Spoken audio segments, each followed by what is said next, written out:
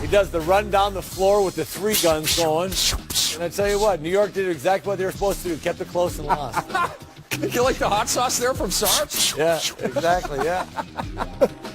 I mean, look at the numbers for Philadelphia.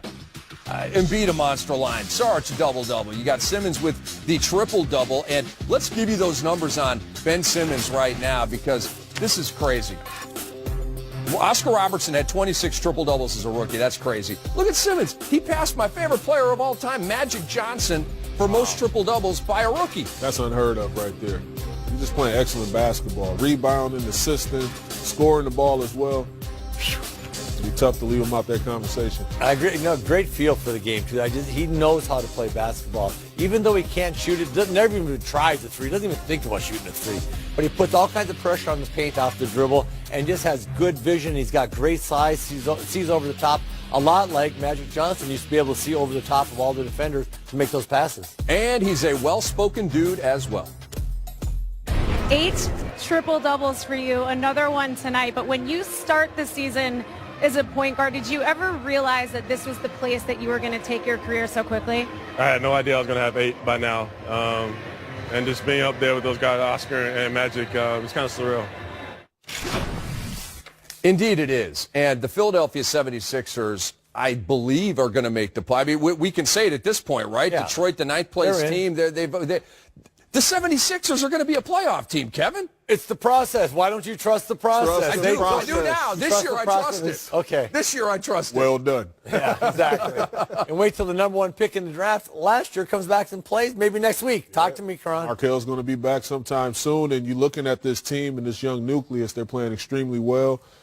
You got to tip your hat off to, those guys, the young guys, just buying into playing with one another. Usually you see guys being extremely selfish, but this is a young team that love playing with one another, sharing the ball, having fun, winning, and trusting the process. So coming into tonight, Philly was the 6 seed. Indiana was the 3 seed. If Philly plays Indiana in a first-round series, could these young 76ers who don't know how to win in the playoffs or even play in the playoffs, could they shock the world and beat that Pacer team? Is that legitimate? Oh, very much so. I think the Pacers have almost overachieved this year. They've played really well. I mean, and the Sixers are going to come in totally like not phased about anything. They're going to come in laughing, having fun, playing ball. They're so young they don't even know what they don't know.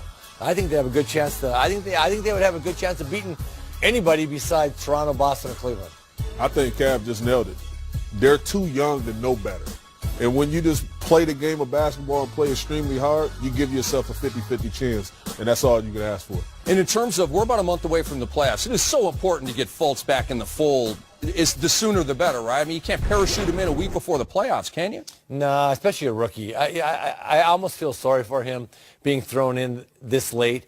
You need the preseason to get your feet underneath. Then they're going to have some of those bad games in November where you're thinking to yourself, man, the NBA is really hard. And then, you go out and play against some guy that you never even heard of, and he's kicking your tail. You come over to the bench, you go like, where'd this guy come from? You need those experiences. I think throwing him in right now, I hope he plays well because I'd like to see the young man do well. But it's going to be that's tough for him. I feel bad, but they've got to throw him in there. They've got to get his feet wet, and it'd be great for him to get some games in this year and get a playoff series under his belt so he can go into next year with some confidence. Yeah, I totally agree, and you just don't want him to completely redshirt the whole season. So to get him out there at some point on the back end of this season and going into the playoffs, he can be a huge X factor in the series. Real quick, you would keep him off the bench the rest of the year, or would you eventually work him into the starting lineup if things are going well? It depends on what it looked like.